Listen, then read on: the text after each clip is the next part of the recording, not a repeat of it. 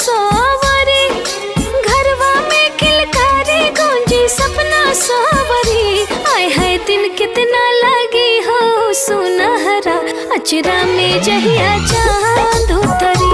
चहल पहल मची घरवा में से बहरा, अचरा में जहिया चांद उतरी।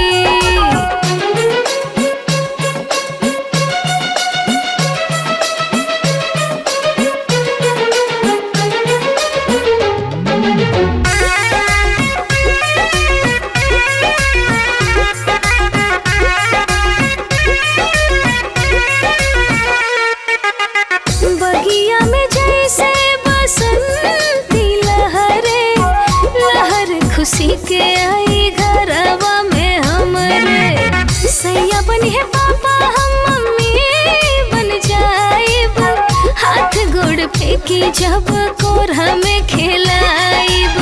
बबुआ हमर रहे मर आँखी के पुतरी, बबुआ हमर रहे मर आँखी के पुतरी। आए है दिन कितना लगी हो सुनहरा, अचरा में जहिया चांद उतरी। चहल पहल मची घरवा में से बहरा, अचरा में जहिया चांद उतरी।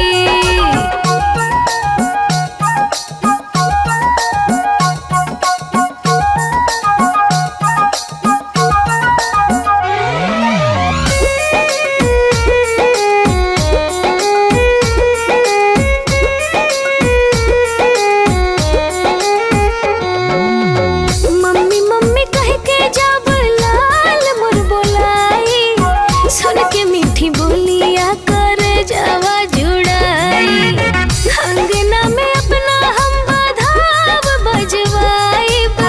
केक कटवाइब जन्मदिन जब मनाइब। धनवा खूब लुटाइब हमसे जितना सपरी, धनवा खूब लुटाइब हमसे जितना सपरी। आए है दिन कितना लगी हो सुनहरा, अचरा में जहिया चांद उतरी।